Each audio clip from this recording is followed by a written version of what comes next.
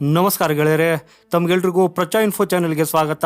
Israel ಮತ್ತು France ದೇಶಗಳ ನಡುವೆ ನಡೆಯುತ್ತಿರುವ ಹೊಸ ತಿಕ್ಕಾಟ ಈಗ ಭಾರತದ ಪಾಲಿಗೆ ಒಂದು ಅತ್ಯಂತ ಜಟಿಲವಾದ ಸಮಸ್ಯೆಯನ್ನ ತಂದೊಡ್ಡಿದೆ.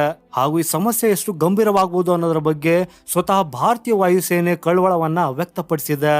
ಯಾಕಂದ್ರೆ ಇರಾನ್ ಜೊತೆಗಿನ ಯುದ್ಧದ ಕಾರಣದಿಂದಾಗಿ ಇಸ್ರೇಲ್ ಮತ್ತು ಫ್ರಾನ್ಸ್ ನಡುವೆ ಈಗ ಬಿರುಕು ಮೂಡಿದೆ.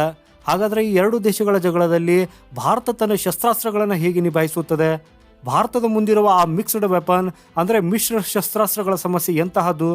ಗೆಳೆಯರೆ, ಈ ಎಲ್ಲ ಕುತೂಹಲಕಾರಿ ಮಾಹಿತಿಯನ್ನ ಇವತ್ತಿನ ಈ ವಿಡಿಯೋದಲ್ಲಿ ನಾವು ಡೀಟೇಲ್ ಆಗಿ ತಿಳಿದುಕೊಳ್ಳೋಣ. ಅದಕ್ಕಾಗಿ ಇಂಟ್ರೆಸ್ಟಿಂಗ್ ವಿಡಿಯೋನ ಕೊನೆವರೆಗೂ ನೋಡಿ ಹಾಗೂ ಲೈಕ್ ಮಾಡುತ್ತಾ ಚಾನೆಲ್ ಸಬ್ಸ್ಕ್ರೈಬ್ ಮಾಡುವುದನ್ನ ಮರೆಯದಿರಿ. ಸೊ ಗೆಳೆಯರೆ, ಇಸ್ರೇಲ್ ಗಾತ್ರದಲ್ಲಿ ಒಂದು ಸಣ್ಣ ದೇಶವಾಗಿರಬಹುದು, ಆದರೆ ಅದು ಎದುರಿಸುತ್ತಿರುವ ಸಮಸ್ಯೆಗಳು ಬಹಳ ದೊಡ್ಡದಿವೆ. ಯಾಕಂದ್ರೆ ಯುರೋಪಿಯನ್ ದೇಶಗಳು ಯಾವತ್ತಿಗೂ ಇಸ್ರೇಲ್ನ ಬೆಂಬಲಕ್ಕೆ ನಿಲ್ಲೋದಿಲ್ಲ.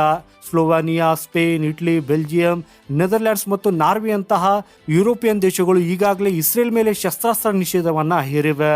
ಆದರೆ ಈಗ ಯುರೋಪಿಯನ್ನ ಅತ್ಯಂತ ಪ್ರಬಲ ದೇಶವಾಗಿರುವ ಈ ಫ್ರಾನ್ಸ್ ಜೊತೆಗೂ ಇಸ್ರೇಲ್ನ ಸಂಘರ್ಷ ಶುರುವಾಗಿದೆ. ಇರಾನ್ ಜೊತೆಗಿನ ಯುದ್ಧದ ಸಮಯದಲ್ಲಿ ಫ್ರಾನ್ಸ್ ತನ್ನೊಂದಿಗೆ ಶತ್ರುವಿನಂತೆ ವರ್ತಿಸುತ್ತದೆ ಅಂತ ಇಸ್ರೇಲ್ ಗಂಭೀರವಾಗಿ ಆರೋಪ ಮಾಡಿದೆ. ಇದಷ್ಟೇ ಅಲ್ಲದೆ ಫ್ರಾನ್ಸ್ ಇಸ್ರೇಲ್ಗೆ ಶಸ್ತ್ರಾಸ್ತ್ರ ಪೂರೈಕೆಗೆ ಅಡ್ಡಿ ಉಂಟು ಮಾಡಿದೆ. ಇದರಿಂದ ರೊಚ್ಚಿಗೆದ್ದಿರುವ ಇಸ್ರೇಲ್ ಫ್ರಾನ್ಸ್ ಜೊತೆಗಿನ ತನ್ನ ಎಲ್ಲಾ ರೀತಿಯ ರಕ್ಷಣಾ ಸಂಬಂಧಗಳನ್ನು ತಡೆ ಹಿಡಿಯುವುದಾಗಿ ಘೋಷಿಸಿದೆ. ಸದ್ಯಕ್ಕೆ ಕೇವಲ ರಕ್ಷಣಾ ಸಂಬಂಧಗಳನ್ನು ಮಾತ್ರ ನಿಲ್ಲಿಸಲಾಗಿದೆ. ಆದರೆ ಮುಂದಿನ ದಿನಗಳಲ್ಲಿ ಇಸ್ರೇಲ್ ಫ್ರಾನ್ಸ್ನ ಮೇಲೆ ಕಠಿಣ ನಿರ್ಬಂಧಗಳನ್ನು ಹೇರುವ ಸಾಧ್ಯತೆಯೂ ಕೂಡ ಇದೆ.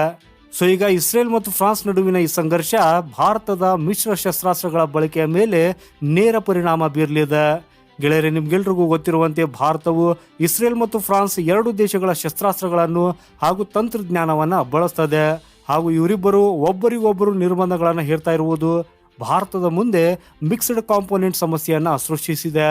ಹಾಗೂ ಇದರ ಬಗ್ಗೆ ಸ್ವತಃ ವಾಯುಸೇನೆ ಎಚ್ಚರಿಕೆ ನೀಡಿದ್ದು, ಒಂದ್ ವೇಳೆ ಫ್ರಾನ್ಸ್ ಮತ್ತು ಇಸ್ರೇಲ್ ಪರಸ್ಪರ ಶಸ್ತ್ರಾಸ್ತ್ರಗಳನ್ನ ಬ್ಯಾನ್ ಮಾಡಿದ್ರೆ ಭಾರತ ದೊಡ್ಡ ಸಂಕಷ್ಟಕ್ಕೆ ಸಿಲುಕಲಿದೆ ಅಂತ ಹೇಳಿದೆ. ಫಾರ್ ಎಕ್ಸಾಂಪಲ್, ಭಾರತವು ಫ್ರಾನ್ಸ್ನಿಂದ ಖರೀದಿರುವ ರಾಫೆಲ್ ಯುದ್ಧ ವಿಮಾನಗಳಲ್ಲಿ ಇಸ್ರೇಲ್ನ ಪ್ರಿಸಿಷನ್ ಸ್ಟ್ರೈಕ್ ಕ್ಷಿಪಣಿಗಳನ್ನು ಬಳಸುವುದಕ್ಕೆ ಸಾಧ್ಯವಾಗುವುದಿಲ್ಲ. ಭಾರತವು ಈಗಾಗಲೇ ತನ್ನ ರಾಫೆಲ್ ವಿಮಾನಗಳಲ್ಲಿ ಇಸ್ರೇಲ್ನ ಕೆಲವು ಅಪ್ಗ್ರೇಡ್ಗಳನ್ನು ಇಂಟಿಗ್ರೇಷನ್ನ ಸಿದ್ಧತೆ ಮಾಡಿಕೊಂಡಿದೆ. ಆದರೆ ಈಗ ಇವೆರಡು ದೇಶಗಳು ಕಿತ್ತಾಡಿಕೊಳ್ಳುತ್ತಿರುವುದರಿಂದ ಈ ತಂತ್ರಜ್ಞಾನಗಳ ಬಳಕೆಗೆ ಅನುಮೋದನೆ ಸಿಗುವುದು ವಿಳಂಬವಾಗಬಹುದು, ಅಥವಾ ರಾಫೆಲ್ ವಿಮಾನದಲ್ಲಿ ಇಸ್ರೇಲ್ನ ಯಾವುದೇ ತಂತ್ರಜ್ಞಾನ ಬಳಸಬಾರದು ಅಂತ ಫ್ರಾನ್ಸ್ ಷರತ್ತು ವಿಧಿಸುವ ಸಾಧ್ಯತೆಯೂ ಕೂಡ ಇದೆ. ಗೆಳೆಯರೆ, ಭಾರತವು ಈಗಾಗಲೇ ರಾಫೆಲ್ ವಿಮಾನದಲ್ಲಿ ತನ್ನದೇ ಆದ ಸ್ವದೇಶಿ ಕ್ಷಿಪಣಿಗಳನ್ನು ಅಳವಡಿಸಲು ಹೆಣಗಾಡುತ್ತಿರುವಾಗ ಈ ಹೊಸ ಬೆಳವಣಿಗೆ ವಾಯುಸೇನೆಗೆ ದೊಡ್ಡ ತಲೆನೋವಾಗಿದೆ. ಹಾಗೂ ಗೆಳೆಯರಿ, ತಿಕ್ಕಾಟದ ಸಮಸ್ಯೆ ಕೇವಲ ಭಾರತೀಯ ವಾಯುಸೇನೆಗೆ ಅಷ್ಟೇ ಸೀಮಿತವಾಗಿಲ್ಲ. ಭಾರತದ ಡಿಫೆನ್ಸ್ ಮತ್ತು ಸ್ಪೇಸ್ ಏಜೆನ್ಸಿಗಳ ಮುಂದೆಯೂ ಇಂತಹದೇ ಸಮಸ್ಯೆ ಎದುರಾಗಲಿದೆ. ಭಾರತದ ಅನೇಕ ಖಾಸಗಿ ರಕ್ಷಣಾ ಮತ್ತು ಬಾಹ್ಯಾಕಾಶ ಕಂಪನಿಗಳು ಡ್ರೋನ್ಗಳಂತ ಶಸ್ತ್ರಾಸ್ತ್ರಗಳನ್ನು ತಯಾರಿಸುವಾಗ ಈ ಇಸ್ರೇಲ್ ಮತ್ತು ಫ್ರಾನ್ಸ್ ದೇಶಗಳ ಸೆನ್ಸಾರ್ಸ್ಗಳು, ಚಿಪ್ಗಳು ಅಥವಾ ನ್ಯಾನೋ ಕಾಂಪೋನೆಂಟ್ಗಳನ್ನು ಹೆಚ್ಚಾಗಿ ಬಳಸುತ್ತವೆ. ಅಂದ್ರೆ ಡ್ರೋನ್ ಅಥವಾ ಇತರೆ ರಕ್ಷಣಾ ಉಪಕರಣಗಳನ್ನು ತಯಾರಿಸಲು ಬೇಕಾದ ಬಿಡಿ ಭಾಗಗಳನ್ನು ನಮ್ಮ ಖಾಸಗಿ ಕಂಪನಿಗಳು ಇಸ್ರೇಲ್ ಮತ್ತು ಫ್ರಾನ್ಸ್ನಿಂದಲೇ ತರಿಸಿಕೊಳ್ತಾವೆ. ಹಾಗೂ ಈಗ ಈ ಎರಡೂ ದೇಶಗಳ ಜಗಳದಿಂದಾಗಿ ಆ ಉಪಕರಣಗಳ ಇಂಟಿಗ್ರೇಷನ್ಗೆ ಭಾರಿ ಅಡಚಣೆಯಾಗಲಿದೆ.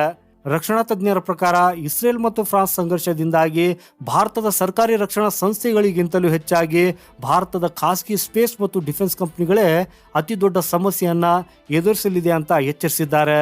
ಒಟ್ಟಿನಲ್ಲಿ ಎರಡು ದೇಶಗಳ ನಡುವಿನ ಈ ಶೀತಲ ಸಮರ ಭಾರತದ ರಕ್ಷಣಾ ವಲಯದ ಲೆಕ್ಕಾಚಾರಗಳನ್ನ ಬುಡಮೇಲು ಮಾಡುವ ಸಾಧ್ಯತೆ ಇದೆ. ಸೊ ಗೆಳೆಯರ, ಈ ಬಗ್ಗೆ ನಿಮ್ಮ ಅನಿಸಿಕೆ ಏನು ಅನ್ನೋದನ್ನ ಕಮೆಂಟ್ ಮೂಲಕ ತಿಳಿಸಿ. ವಿಡಿಯೋ ಇಷ್ಟವಾಗಿದ್ರೆ ಲೈಕ್ ಮಾಡಿ, ಶೇರ್ ಮಾಡಿ ಮತ್ತು ನಮ್ಮ ಚಾನೆಲ್ ಸಬ್ಸ್ಕ್ರೈಬ್ ಮಾಡೋದನ್ನ ಮರೆಯದಿರಿ. ಸಿಗೋಣ ಮುಂದಿನ ಮತ್ತೊಂದು ಇಂಟ್ರೆಸ್ಟಿಂಗ್ ಮಾಹಿತಿಯೊಂದಿಗೆ. ವಂದೇ ಮಾತರಂ. ಭಾರತ್ ಮಾತಾ ಕಿ ಜೈ.